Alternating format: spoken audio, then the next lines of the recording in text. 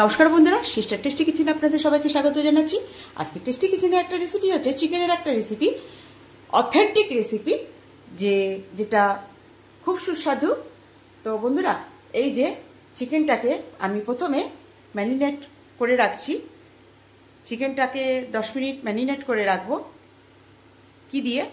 এখানে আছে 400 গ্রাম চিকেনের সঙ্গে আমার 100 গ্রাম দই দেওয়া আছে, আর দেওয়া আছে হলুদ, নুন, লঙ্কা গুঁড়ো, জিরে গুঁড়ো, ধনে গুঁড়ো, মৌরি গুঁড়ো, গোলমরিচ গুঁড়ো আর লবঙ্গ। এখানে পেস্ট করে একসঙ্গে রাখা আছে মশলা।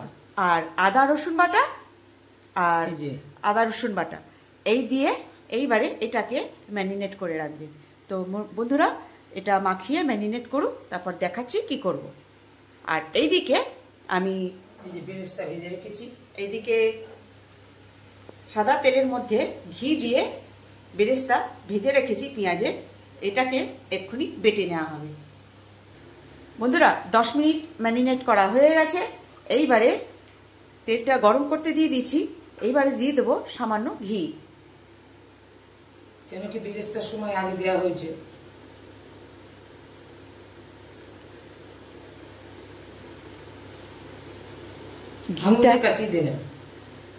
ঘিটা জমে আছে, গরমেও ঘি জমা, তার মানে বুঝতে পারছিস কত সলিড।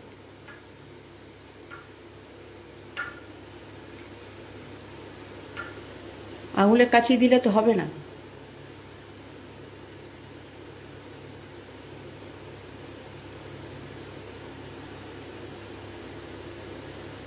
মানে খাঁটির ঘি।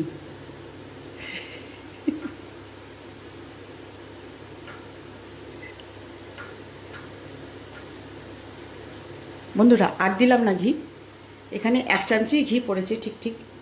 তো এইবারে ঘিটা গরম হয়ে গেছে। এবারে দিয়ে দেবো তেজপাতা ফোড়ন।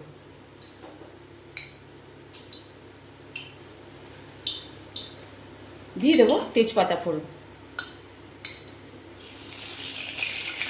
পাওয়াটা বাড়া না,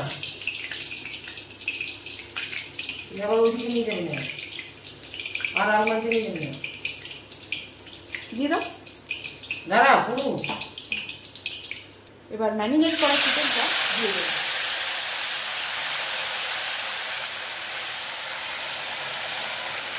বন্ধুরা, এটা খানিকক্ষণ একটু কষে দেবে হাই ফ্লেমে। বন্ধুরা, এই যে এটা মানে ফুট নিয়ে নিয়েছে। এইবারে ওই যে বেরেস্তাটা ভেজে রেখেছিলাম, এইবার এটার সঙ্গে মিলিয়ে দেবো।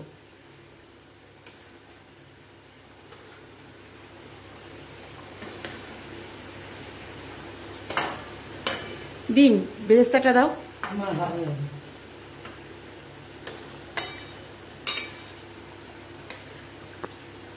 বন্ধুরা, এই যে ভেজে রেখেছিলাম বেরেস্তাটা, সেটা বেটে রেখেছি। এবার এটা এর সঙ্গে 100 গ্রামের একটা বড় পেঁয়াজ, দেখুন বেরেস্তাটা কতটুকু বাটা হয়েছে। এবার এই বেরেস্তাটা এর সঙ্গে মিলিয়ে আবারও একটু মানে নাড়াচাড়া করে নেব হাই ফ্লেমে। হ্যাঁ, এখানে তখন লো ফ্লেম কাজ করবে না, মিডিয়াম টু লো ফ্লেম কাজ করবে না। যেহেতু দই, সেহেতু এখানে একটুখানি কষে নিতে হবে।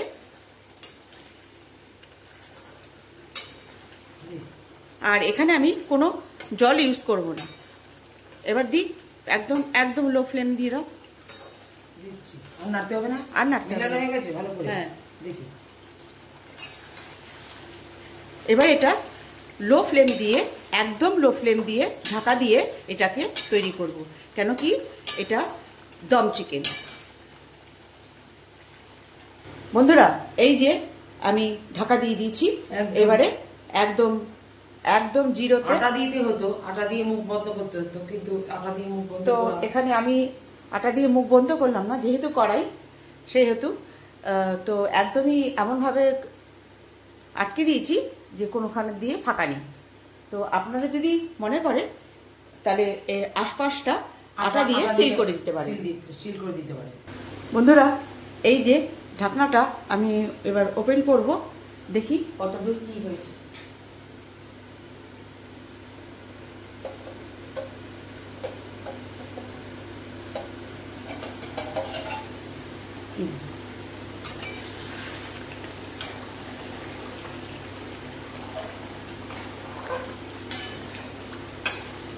এবার বন্ধুরা আর এটাকে ঢাকা দেব না, এবারে এটাকে